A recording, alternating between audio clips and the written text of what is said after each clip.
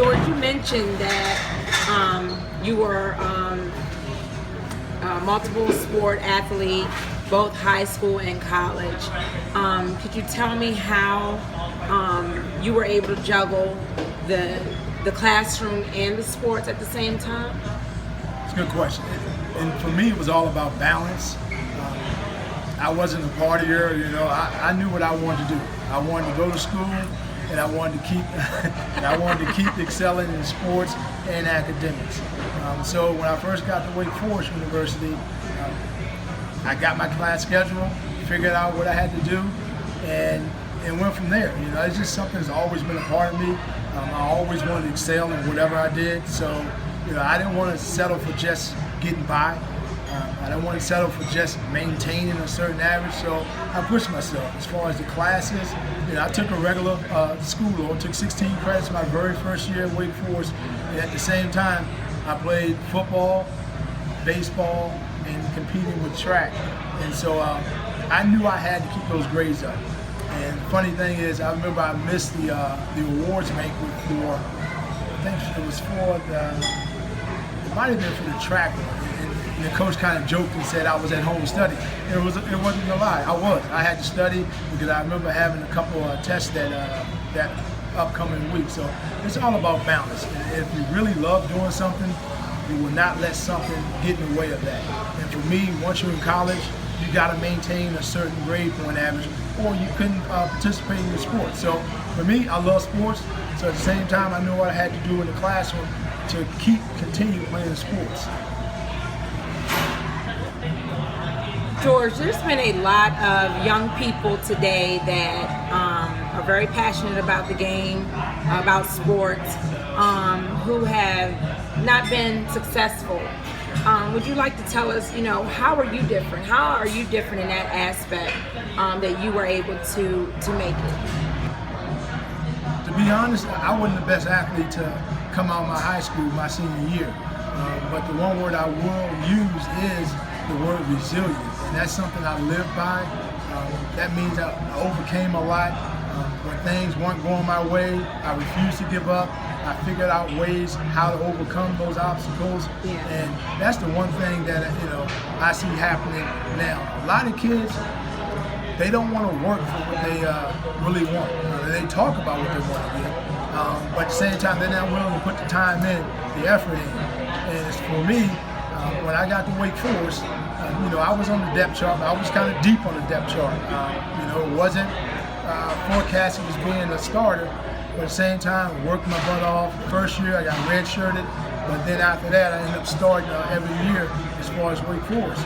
But, even though I had made All-ACC 2 straight years, was an All-American my senior year, I still didn't get invited to the combines, which is where all the top college players go so they can evaluate your talent to play in the NFL. So that didn't happen. Draft day came, I had an agent, he was thinking, late rounds, but it didn't happen. So I ended up signing on as a free agent with the New Orleans Saints in 1993. So I went to New Orleans. I was having a pretty good camp, but then the very first preseason game, we were playing in Japan, and I hurt my knee. And from there, I tore my PCL, one of the ligaments in my left knee, and ended up being placed on injury reserve. When you're on injury reserve, you have to be there for the entire year during that span. So I was there the entire year. I came back in 1994. Thought I was having a good preseason again, but they didn't think I was, so they decided to keep some other safeties. So I was cut. So in 1994, August, I remember flying back in. I still remember I went to my buddy's house in Richmond because honestly, I was embarrassed. I was ashamed. I didn't want to come back to Fredericksburg because I've been so used to winning and things going my way that to have someone say you're not good enough, it shocked me. And so I stayed down there for a couple of days with my buddy. Ended up getting a call from the Fredericksburg school system, in fact, to work at Walker Grant Middle School. So I accepted the position as a PE teacher, but I told them if something happens with football, will they let me out of their contract? They agreed upon that. So I went to work at Walker Grant. had to humble myself because a lot of people thought you were still this NFL player. And they're like, why are you working here in the school system? I'm like, I'm working. That's something you got to do because sports aren't guaranteed. So I worked and through February, got a call from the World League, and that was a league that just started back up, and a team out of Scotland drafted me. And so it's just a 10-game season. You go overseas, but it's a chance to play football. But what a lot of people didn't know is, okay, I was playing that league, but at the same time, they only pay you like $16,000. People still think you're making millions and whatnot. So I'm making $16,000. So once the season was over in June, when I came back, I had to work. And so I would do different things, whether it's substitute teaching, whether it was working, delivering doors and windows, working in just different places, doing installation. I did so many different things. I still remember being on my knees, banging out nails out of a concrete floor, just to keep that dream alive because, I knew I could play, but at the same time, I didn't want to, dive into the workforce. So I did that for 3 straight years. I went to Scotland from 95, 96, and 97. And right about that 3rd year in Scotland is when a lot happened. And that's when my mom passed away. And I still remember to this day talking, the last conversation I had with her, I told her I was going to play in the NFL. And I was going to keep that promise. And I don't care what I had to do to make that happen, it was going to happen. And so that summer, it was probably a month after she passed away, I got a call from Denver and said they wanted to bring me out there for a trial.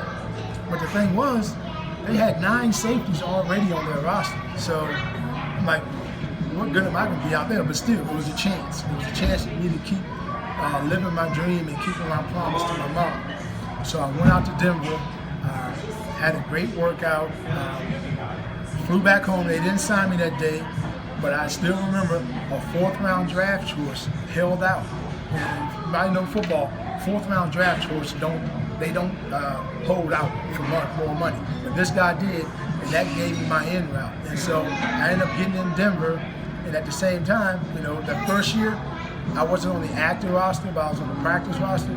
So I got a chance to practice with all the guys and we would show the opposing teams plays. But you were a part of the team, you just couldn't play on Sundays. And I was very fortunate to get that done.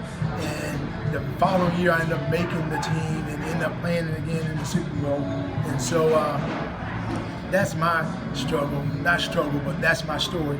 But at the same time, it wasn't easy. I mean, countless nights of staying up, studying, sprints. When people know it, not my family members, my sister, my brother, and the closest people to me in this world. But a lot of things I had to go through, they don't know to this day. Running in the snow and not eating sometimes, between things. It's just, that's the way it happened.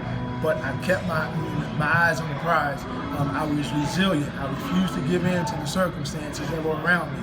And instead of give in, I worked harder. And that hard work paid off.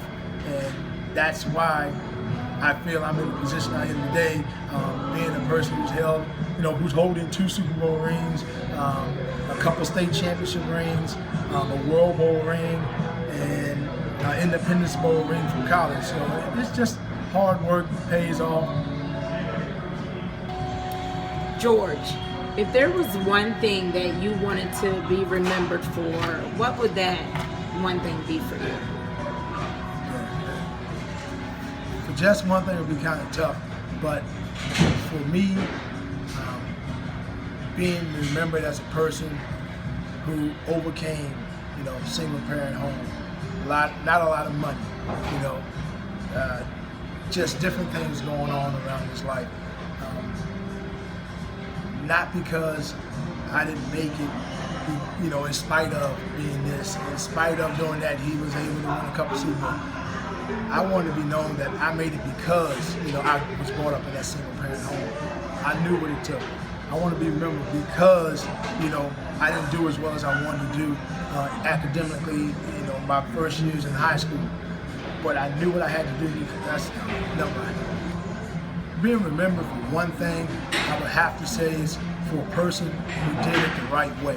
A person who treated everyone, equally.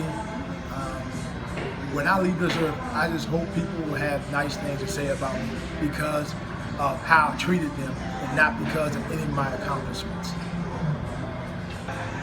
George, I just want to thank you.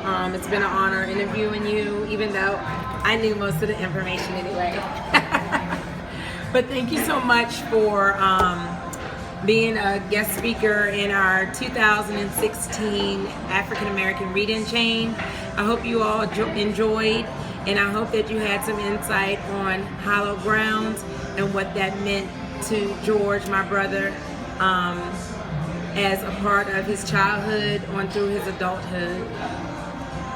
But I will leave you with this quote. My brother used to always say, when we would have our talks as a family, that, and I'm surprised you didn't say this because I bet that you were going to say this, and that was that it's not about, even though it's great to have won the Super Bowls and the championship rings and all of those things, but what you are going to remember the most is the journey of what it took you to get there. Those moments only last for a minute, one day to win those rings, and for a lifetime, but that journey you'll cherish forever. Exactly right. Enjoy the journey, TCB.